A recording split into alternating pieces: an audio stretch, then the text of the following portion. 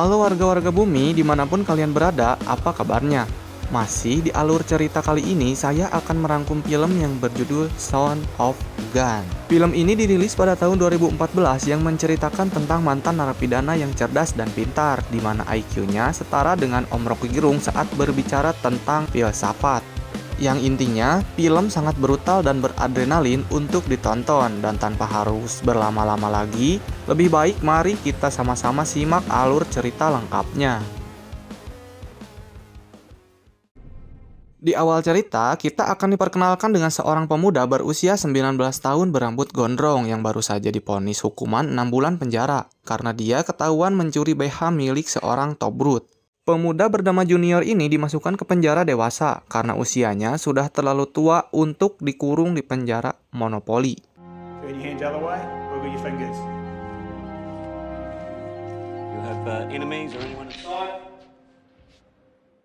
Setelah melalui proses pemeriksaan, Junior pun diantarkan ke kamar selnya, dan di saat dia berjalan melewati sel lain, Junior terlihat gelisah karena ada banyak penjahat di sana, mulai dari yang kelas teri, kelas kakap, sampai yang kelas ikan paus. Sesampainya di kamar sel, sipir memperkenalkan teman sekamarnya yang bernama Ben, yang ternyata seumuran dengan Junior. Namun entah kenapa, Ben terlihat ketakutan saat melihat Junior, seperti orang yang baru diomelin oleh mak lampir.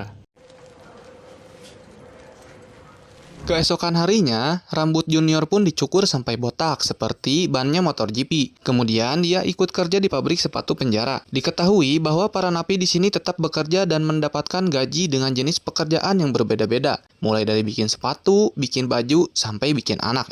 Apa tuh? Saat bekerja, Junior melihat ada seorang napi bewokan yang terlihat sangat mengerikan. Dia dikenal dengan nama Brendan, yang merupakan gangster dan perampok terkenal. Di waktu yang bersamaan, Junior melihat Ben sedang dibawa paksa oleh napi bernama Dave. Atau yang lebih enak kalau kita panggil saja dia Pak Jojo. Dia dan anak buahnya adalah kaum Nabi Lut yang mengincar anak-anak muda. Akan tetapi, Junior tak mau ikut campur dengan urusan mereka. Dia lebih tertarik untuk mendekati Brendan agar dia bisa menjadi penguasa penjara seperti dirinya. Dia lalu menghampiri Brendan yang sedang main catur. Di sini, Junior memberitahunya bahwa dia mampu mengskakmat Brendan hanya dalam 3 gerakan saja. Dan benar saja, dia langsung membuktikannya saat itu juga. Hal tersebut pun sempat membuat Brendan kesal karena dia dulu adalah juara catur tingkat kabupaten. Namun dia dikalahkan oleh Junior yang usianya masih seumur jagung.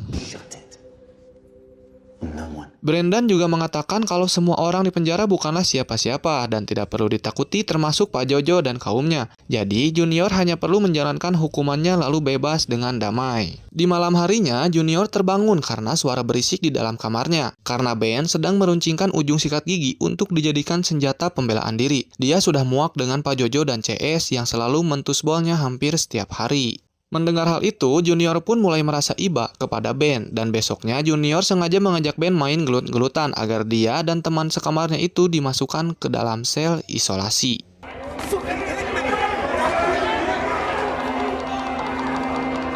Sipir pun langsung memindahkan Junior ke sel isolasi yang cukup menyiksa, di mana sel tersebut tidak memiliki atap sehingga Junior hanya bisa pasrah saat terik matahari langsung terkena ubun-ubunnya. Sementara itu, Ben dimasukkan ke rumah sakit penjara setelah menerima jurus pukulan 1000 bayangan yang cukup keras dari Junior. Beberapa hari kemudian, mereka berdua dikeluarkan dari tempat masing-masing dan kembali beraktivitas seperti biasanya. Tak berselang lama, Brendan mendekati Junior lalu menasihatinya agar tidak membuat onar lagi. Ternyata pada dasarnya dia tidak akan bisa menolong siapapun di dalam penjara. Buktinya sekarang, Ben dibully lagi oleh Pak Jojo dan kaum sodomnya. Dan akhirnya, Ben tidak kuat lagi dengan hal tersebut dan memutuskan untuk pindah alam saja. Junior yang melihatnya sedang sakaratul maut langsung menghubungi para petugas dan menuntun Ben untuk bersyahadat di akhir hidupnya. Naasnya, para petugas tidak mampu menyelamatkan nyawanya Ben karena darah yang keluar terlalu banyak. Singkat cerita, setelah kematian Ben, Pak Jojo mulai menjadikan Junior sebagai target barunya untuk melaksanakan aksinya. Tidak terima dengan hal itu, Junior pun melakukan cara yang sama dengan almarhum Ben. Dia meruncingkan ujung sikat gigi sebagai senjata pembelaan diri. Di sisi lain, Brendan mulai melihat potensi yang besar di dalam diri Junior, sehingga dia pun mengajaknya untuk masuk ke dalam gengnya. Alhasil, Pak Jojo pun harus pikir 1000 kali kalau mau mengganggu Junior. There you are. You heard the man. Brendan lalu berjanji akan menjadikan Junior sebagai orang yang ditakuti di penjara, dengan sebuah syarat di mana Junior harus membantunya saat keluar dari penjara. Rencananya, Brendan akan melakukan sebuah perampokan besar setelah dipenjara selama 20 tahun lebih karena menghardik anak yatim, dan dia sangat yakin kalau Junior bisa menjadi partner yang bisa dia andalkan. Dan jika Junior menolak tawaran tersebut, maka Brendan tidak akan menolong jika Pak Jojo mengganggunya. Terlebih lagi, Pak Jojo memiliki teman-teman brutal di dalam dan di luar penjara. Brendan pun memberi waktu 1 hari agar Junior bisa mempertimbangkan tawarannya dengan baik-baik. Go on, think about it.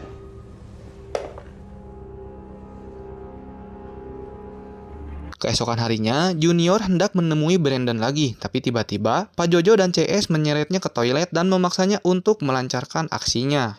Tapi beruntungnya, Brendan dan anak buahnya datang untuk menolong Junior. Mereka menghajar Pak Jojo dan CS tanpa ampun hingga mereka babak belur.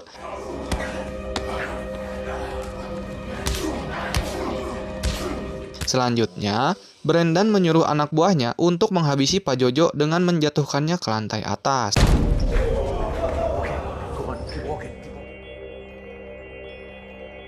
Sejak kejadian itu, tidak ada satupun napi yang berani menyentuh Junior lagi.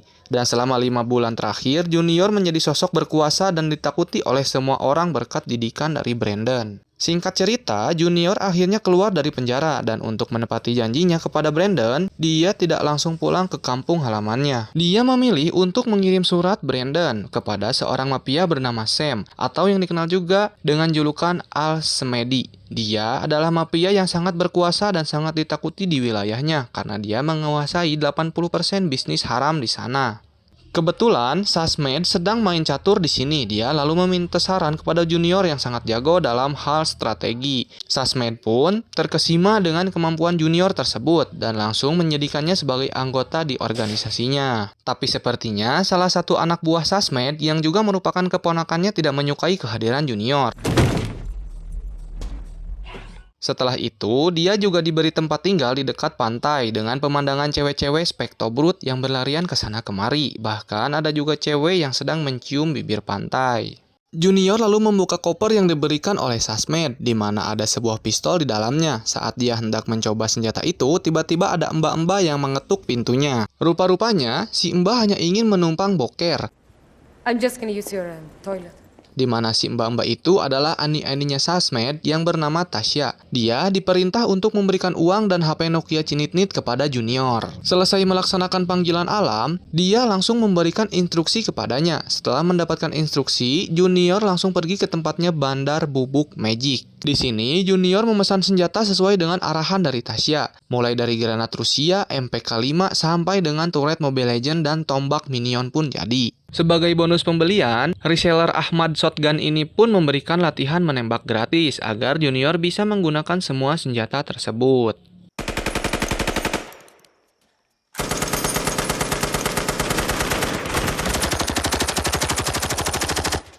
Keesokan harinya, Junior diperintah untuk pergi ke lapas guna mengeluarkan Brendan dari sana. Dia lalu menyewa helikopter yang kebetulan lagi mangkal di pinggir jalan. Namun, karena dia akan melakukan aksi yang melanggar hukum, Junior pun menodongkan senjata kepada si pilot yang suka tobrut agar helikopternya diarahkan ke penjara.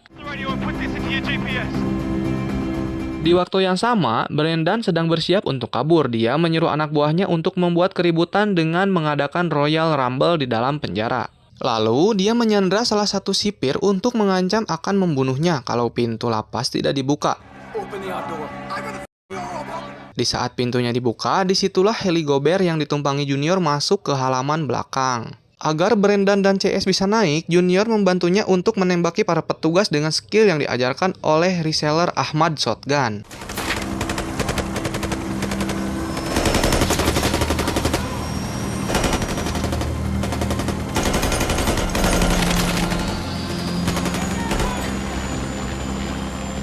Meskipun baru sekali berlatih, tapi kemampuan menembak Junior sudah cukup bagus. Bayangkan kalau dia berlatih selama setahun, mungkin langsung diangkat jadi satpam. Singkat cerita, mereka pergi ke suatu tempat, tapi sesampainya di sana, Brendan tiba-tiba menghajar salah satu anak buahnya. Dan ternyata, dulu anak buahnya itu pernah membohongi Brendan di tempat tersebut, bahwa adek Astrid pernah konser di sana, tapi nyatanya tidak.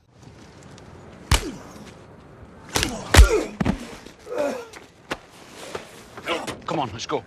A la car. Setelah itu, mereka beristirahat di villa. Tidak berselang lama, Brendan disambut langsung dengan pesta yang dibuat oleh Sasmed, sekaligus membicarakan tentang misi perampokan yang harus dilakukan oleh Brendan dan CS.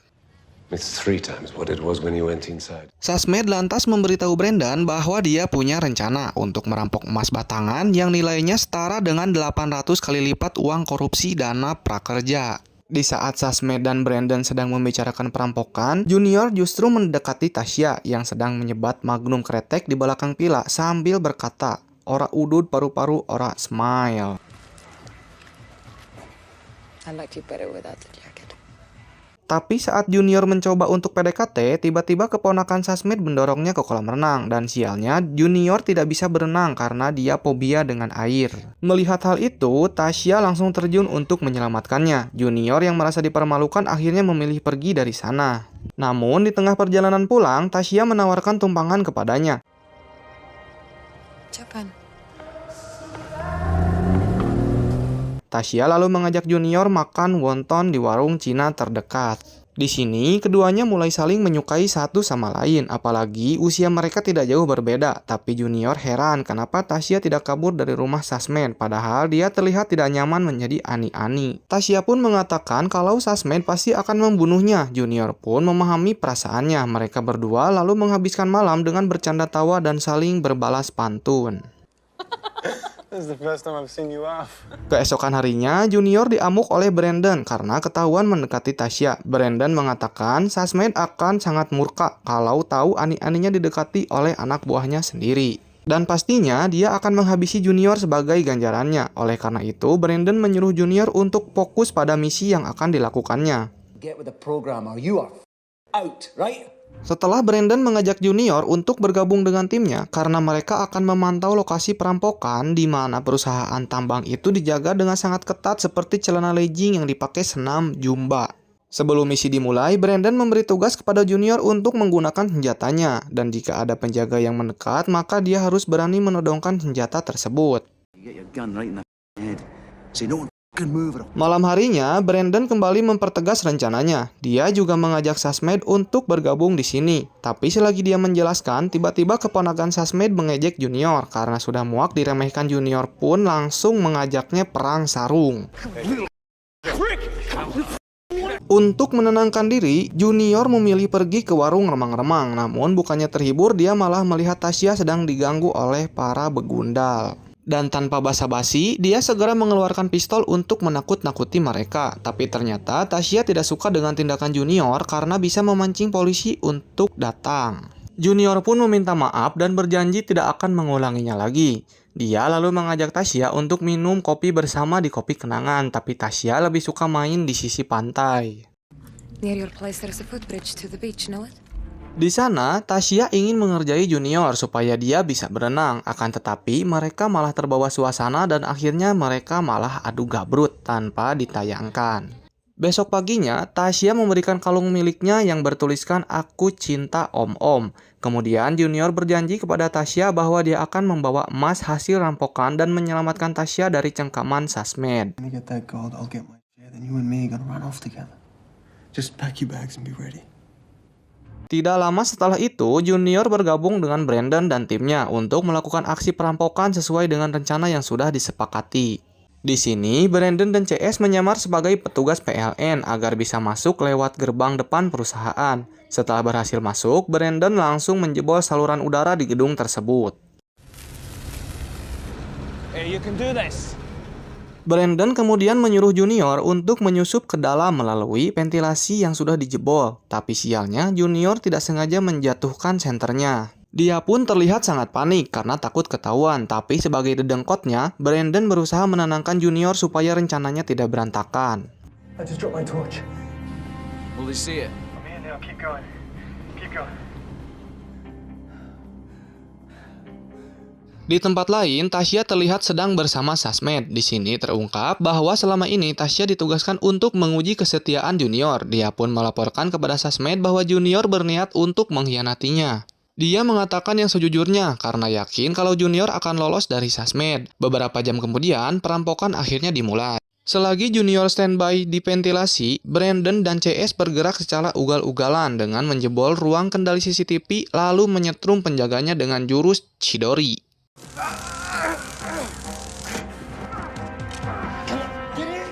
Setelah itu, Brandon memutus beberapa jaringan di dalam gedung dan pada waktu yang bersamaan, Junior beraksi dengan menggunakan topeng gorilanya. Dia turun dari ventilasi dan menghajar para pekerja yang ada di sana.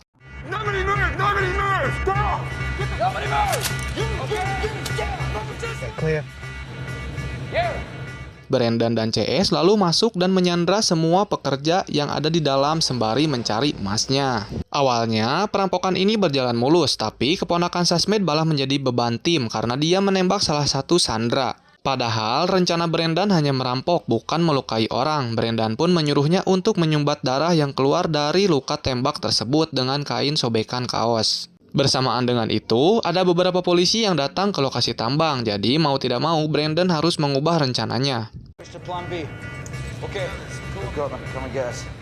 Dan rencana yang dimaksud Brandon adalah baku tembak dengan polisi. Setelah menggasak semua emasnya, mereka langsung membrutal dan menembaki semua polisi yang ada, kemudian melarikan diri secepat mungkin.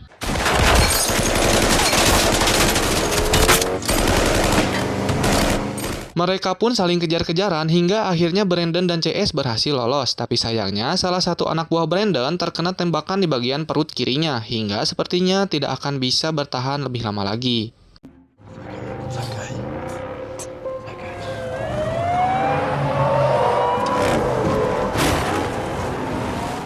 Tanpa berlama-lama lagi, mereka langsung menemui Sasmed di sebuah tempat. Di sini Brandon marah-marah karena gara-gara keponakannya Sasmed, rencananya menjadi kacau. Dan sekarang dia sudah terlanjur ketahuan oleh polisi. Terlebih salah satu anak buahnya kini sudah meninggoy.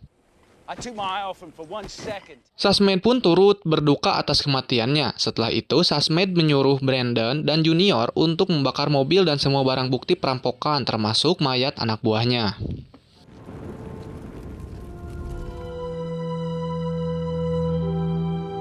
Di waktu yang sama, Tasya terlihat sedang mengemas barang-barangnya karena dia berniat kabur bersama Junior. Tapi sialnya, Sasmed telah menduga hal tersebut. Dia lantas mengutus salah satu algojonya untuk menghabisi Tasya.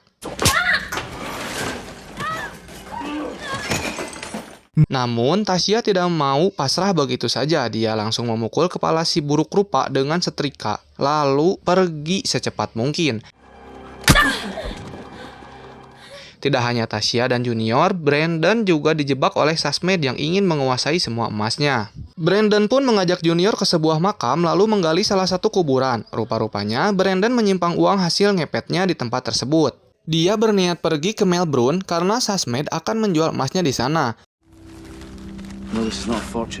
Sebelum berangkat ke Melbourne, Junior mengirimkan tiket kereta kepada Tasya agar dia bisa ikut juga. Di tengah perjalanan, Sasmed fokus minum kopi kenangan mantan dan menikmati pemandangan. Sedangkan Junior dan Tasya sedang sibuk ngeprot.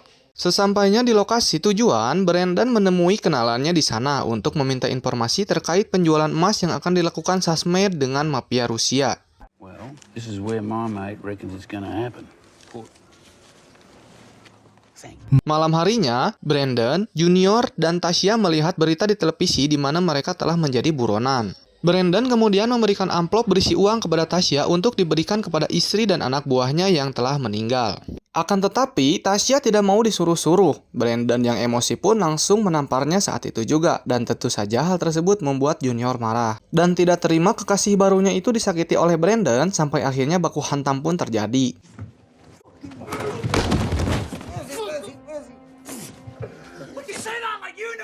Tapi pada akhirnya mereka memutuskan untuk berdamai saja karena sama-sama suka popang. Sambil menunggu Tasya membeli makanan, Brandon menyarankan agar Junior meninggalkan Tasya sebab wanita itu bisa menjadi beban baginya. Tapi sialnya, hal tersebut didengar oleh Tasya. Dia pun langsung melarikan diri karena takut dibunuh oleh Brandon dan Junior. It's not like that. It's not like that.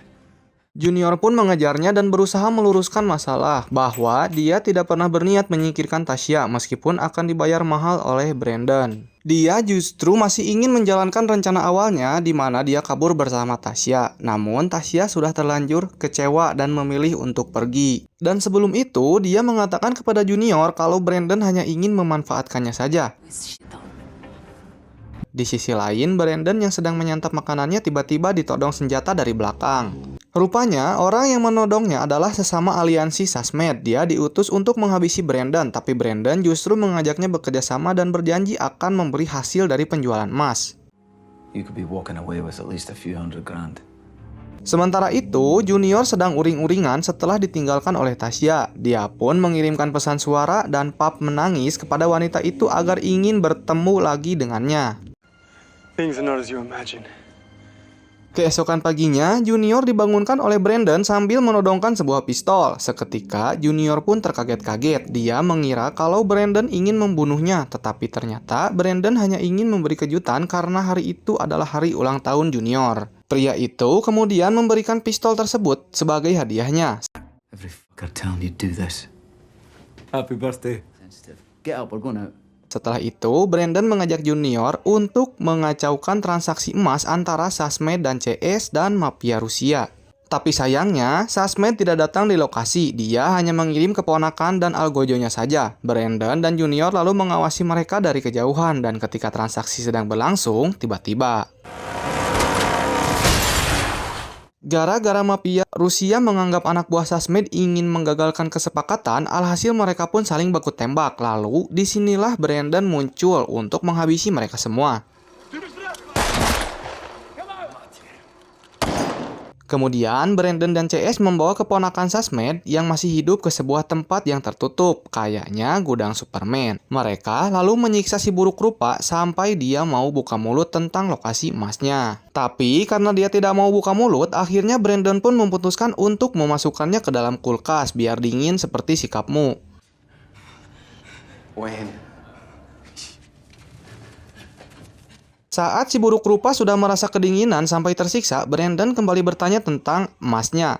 Dengan berat hati, keponakan Sasmed itu pun langsung memberitahu tempatnya. Brandon dan Junior pun membuka koper yang ditunjukkan oleh si buruk rupa yang ternyata memang berisi emas sungguhan.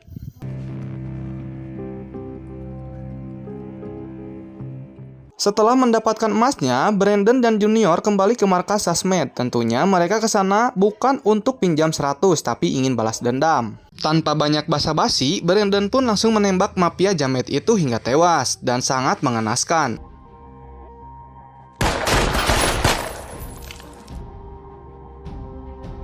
Mereka kemudian beristirahat di sebuah hotel sambil menunggu situasi menjadi aman. Kemudian mereka berdua membeli sebuah kapal untuk kabur ke luar negeri. Java 10 years ago single-handed?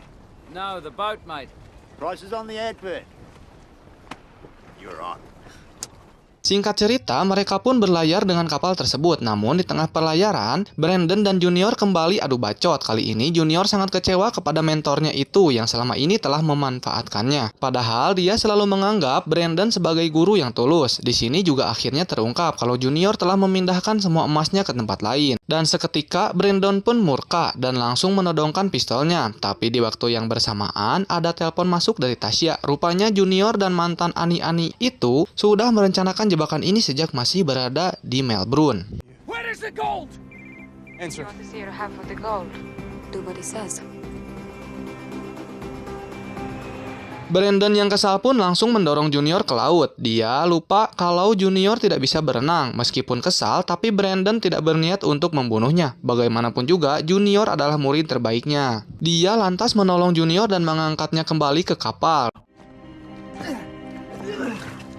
Dan pada akhirnya mereka kembali baikan seperti biasanya. Brandon juga legowo jika Junior dan Tasya ingin mengambil sebagian emasnya. Namun ketika Junior sudah pergi, Brandon justru dikepung oleh pasukan khusus yang sudah mengincarnya sejak kabur dari penjara.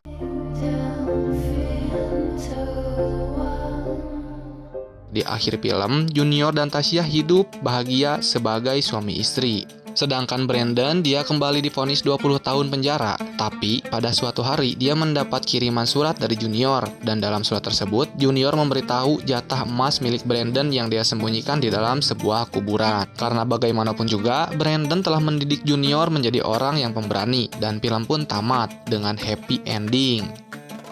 Nah, terima kasih ya warga-warga bumi sudah mau menonton dan meluangkan waktu untuk menonton video ini. Awas, jangan lupa like, comment, and subscribe channel ini agar kalian tidak ketinggalan update video terbaru dari kami.